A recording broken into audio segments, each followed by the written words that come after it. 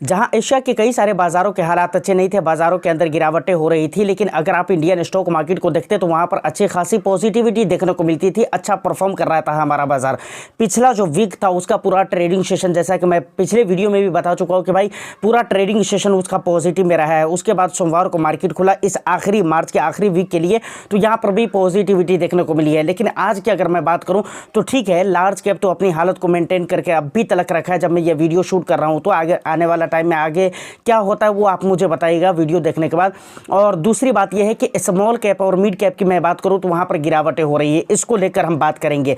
उसके अलावा अभी सारी दुनिया के मार्केट के अंदर गिरावटें हो रही है। अगर आप देखें हैंग सेंग को देख ले या FTSE वगैरह को देख ले या फिर US की मार्केट को देख ले, डाउ को देख ले, डाउ तो पॉजिटिव में नजर आ रहा है। S&P 500 हो गया, डाउ फ्यूचर हो गया, नैस्डैक हो गया, इन तमाम तर जगहों पे गिरावटें नजर आ रही हैं। इन तमाम तर मुद्दों को लेकर हम बात करेंगे। प्लस एक ऐसा देश जो कि बिल्कुल वहाँ का शेयर मार्केट बिल्कुल बुरी तरह धड़ाम हो चुका है और वहाँ गिरावटें रुकने का नाम ही नहीं ले रही है, और उसके पीछे का जो दो रीज़न है वो बहुत इंटरेस्टिंग रीज़न है, तो उसके ऊपर भी हम डिटेल से बात करेंगे।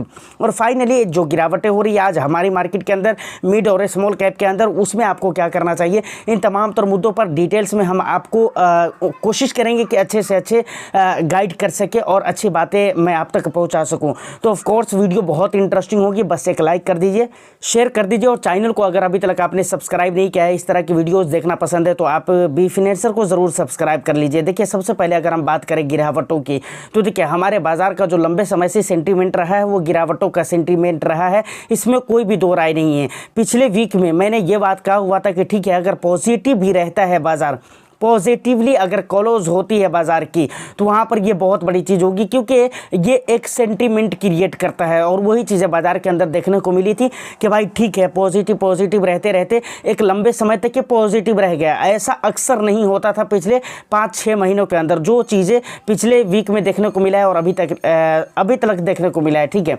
लेकिन आज के दिन में गिरावट हो रही है। गिरावट की अगर मैं बात करूँ तो ये चीज़ें बहुत सारी ऐसी चीज़ें हैं जिसकी वजह से गिरावट हो रही है। ट्रम्प के नए नए जो रूल्स आ रहे हैं, उसके बाद बहुत सारे इंटरनल एक्सटर्नल प्रॉब्लम है जिसकी वजह से ये सारी चीज़ें आपको देखने को मिल रही है, समझ रहे ना। प्लस 2 अप्रैल बहुत जल्दी, करीब दिन ब दिन वो करीब आता हुआ जा रहा है, तो वहाँ पर जो बोल कर रखा हुआ है कि भाई इंडिया के ऊपर हम टैरिफ लगाएंगे, तो वो टैरिफ लगता है या नहीं लगता है, या उसकी कोई डेट आगे बढ़ जाती है, या फिर उसमें कुछ संशोधन वगैरह किया जाता है, क्या होता है वो आने वाला टाइम बताएगा।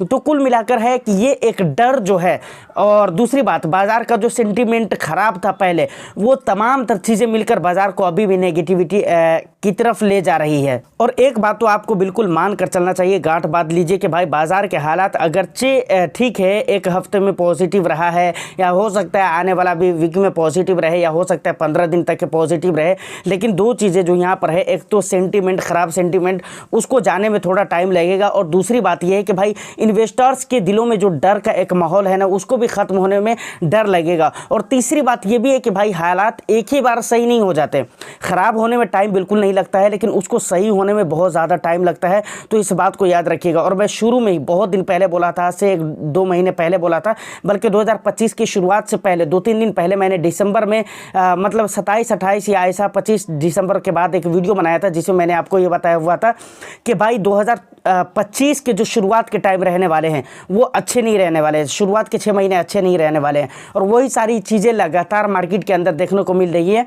और बीच में जब पॉजिटिव हुआ था उस टाइम पे भी मैंने आपको याद दिलाया था कि मैंने ऐसा कहा हुआ था, और याद रखें कि अब भी पॉजिटिव है, लेकिन ये ख़राब हो सकता है। तो आपका जो इन्वेस्टमेंट का तरीका होना चाहिए वो ऐसा होना चाहिए जिससे आपको अपने मतलब तौर पे बिल्कुल इत्मीनान रहना चाहिए कि ठीक है, मैं अपनी तरफ से कोई गलती करके नहीं रखा हूँ अपनी पोर्टफोलियो के अंदर, मेरा पोर्टफोलियो बिल्कुल ही क्लीन है। और बात रही गिरावट का, तो गिरावट आज स्मॉल कैप में, BSE स्मॉल कैप की मैं बात करूँ तो 1% से ज़्यादा की गिरावट हो चुकी है, ठीक है ना। और 250 की मैं बात करूँ, स्मॉल कैप 250 की, तो वहाँ पर भी लगभग 0.5% की गिरावट, लगभग उससे थोड़ा नीचे ही है, लेकिन ठीक है, आप 0.5% उसे मान सकते हैं, तो उतनी गिरावटें हो चुकी हैं। मिड कैप में थोड़ी सी कम गिरावट है, लेकिन इन दोनों जगहों पे मुझे लगता है कि गिरावट, खास तौर से स्मॉल कैप के अंदर आज फिर से गिरावट हो सकती है। अब इससे पहले कि आपके कमेंट आने लगे कि भाई मार्केट के अंदर गिरावटें हो रही है, क्या अभी हमें लमसम करना चाहिए या नहीं करना चाहिए, तो मैं उससे पहले चाहता हूँ कि भाई वीडियो के अंदर उसको इंक्लूड ही कर दिया जाए। देखिए सिंपल सी बात है, अगर मार्केट के अंदर ज़्यादा गिरावट होती है तो 1-2% से ज़्यादा गिरावट होती है तो बिल्कुल आप लमसम कर सकते हैं। लेकिन एक बात याद रखिएगा, ये गिरावट के हिसाब से अगर आप देखेंगे और अगर 2% की गिरावट हो गई या 1.5% की गिरावट हो गई तो वहाँ पर आपको लगेगा कि भाई 1.5% या 2% की गिरावट मार्केट के अंदर हो चुकी है, अब मुझे लमसम कर देना चाहिए। लेकिन एक बात का ख्याल रखिएगा कि वैल्यूएशन वाइज अगर आप देखिएगा, मतलब पी रेशियो के अकॉर्डिंग अगर आप देखेंगे तो अभी भी मिड कैप और स्मॉल कैप में बचा कर ही लमसम करने की ज़रूरत है। मतलब ये है कि भलाई इसमें है कि थोड़ा थोड़ा करके आप लमसम करिएगा। अगर ऐसी गिरावट होती है तो भी, बाकी बहुत ज़्यादा जल्दी करने की ज़रूरत नहीं, कम से कम 1 बजे तक के तो एटलीस्ट आपको इंतज़ार करना ही चाहिए कि मार्केट के सिचुएशन क्या रहते हैं। 12:30-1 बजे के बाद ही आप लमसम वगैरह डालिएगा, 1 बजे के बाद, ठीक है। उससे पहले बहुत जल्दीबाजी नहीं करना है, क्योंकि हो सकता है बाद में कहीं क्लोजिंग होते होते रिकवरी बहुत हद तक हो जाए तो फिर लमसम करने का मतलब नहीं आएगा, इसलिए मैं ऐसा बोल रहा हूँ आपको। उम्मीद है ये सारी बातें आपको क्लियर हो चुकी होगी। अब एक बहुत ही इंपॉर्टेंट बात आती है कि भाई दुनिया भर के मार्केट में जहां बुरे हालात दिख रहे हैं वो तो दिख ही रहे हैं, ठीक है ना। यूएस या फिर खुद इंडिया की अगर मैं बात करूं तो लगातार कई महीनों से बुरे हालात चल ही रहे हैं। लेकिन इसी बीच में एक ऐसा देश जिसे हम इंडोनेशिया कहते हैं, भाई साहब इंडोनेशिया की हालतें लगातार ख़राब होती हुई जा रही है और वहाँ का जो इंडेक्स है जकार्ता कंपोजिटिव इंडेक्स, उसके अंदर लगातार गिरावटें हो रही है। मैं आपको बताऊं कि सोमवार को जब मार्केट ओपन हुआ था तो ओपन होते ही वहां पर 4% से ज़्यादा की गिरावट हो गई।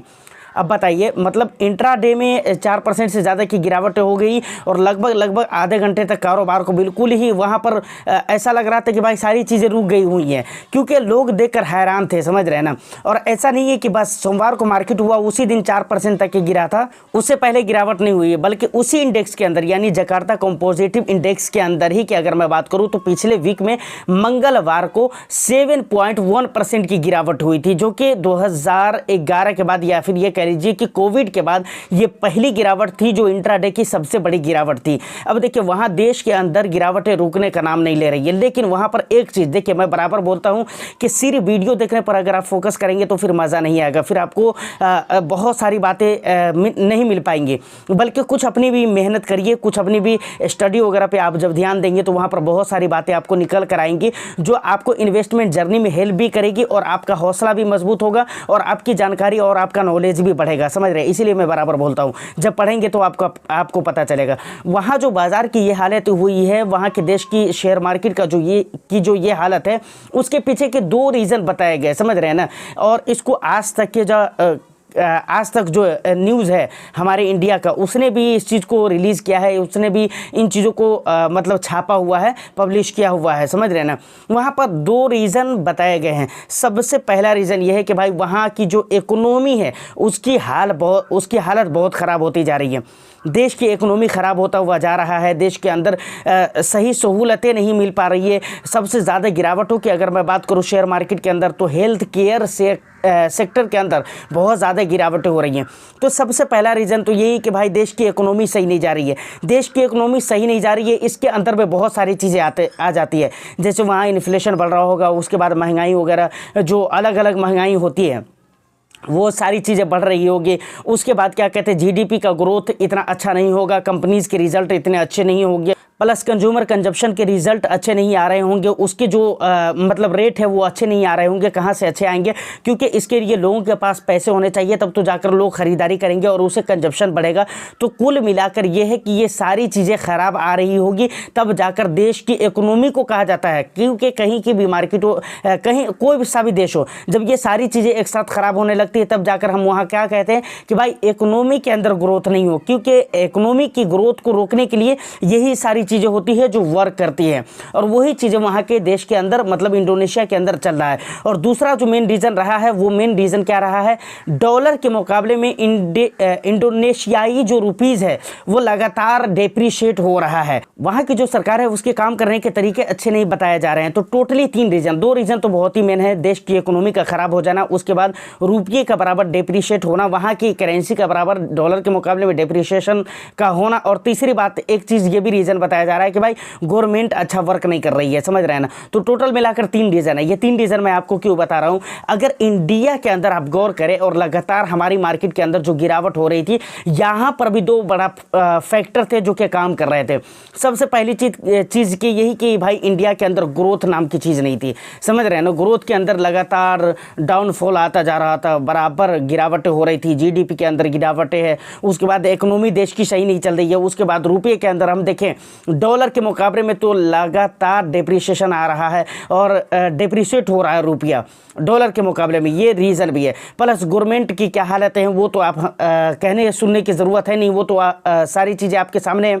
तो कुल मिलाकर जिस रीज़न के साथ इंडोनेशिया की मार्केट में गिरावट हो रही है अभी के डेट में, उसी रीज़न के साथ हमारे इंडियन स्टॉक मार्केट में भी लगातार कई महीनों से गिरावटें चल रही है। और अभी भी रीज़न ऐसा नहीं कि ख़त्म हो गया है, अभी भी रीज़न बाजार के अंदर और देश के अंदर है ही है। अभी भी देश की जीडीपी वगैरह सही नहीं है, इकोनॉमी सही नहीं है, और अभी भी रुपया डॉलर के मुकाबले में ठीक है पहले से कुछ कम हुआ है, लेकिन अभी भी बहुत ज़्यादा कम नहीं हुआ है।